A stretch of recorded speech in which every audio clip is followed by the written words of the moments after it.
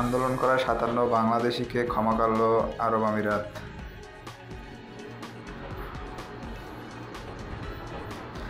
আজ রাত ১২টার পর থেকে যৌথ অভিযান শুরু স্বরাষ্ট্র মন্ত্রণালয়।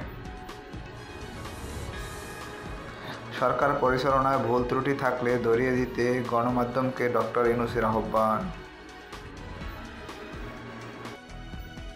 পদ্মায় নৌকাডুবি নিখোঁজ ৪ জনের মরদেহ উদ্ধার।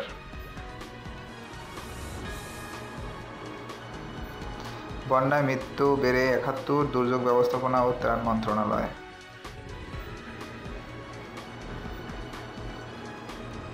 সাবেক ১৮ মন্ত্রী ও ৮ এমপির বিরুদ্ধে দেশত্যাগের নিষেধাজ্ঞা।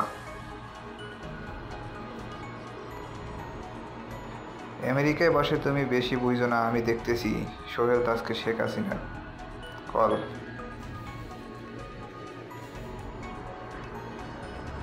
পাকিস্তানকে হোয়াইট ওয়াশ করে ইতিহাস গড়ল বাংলাদেশ।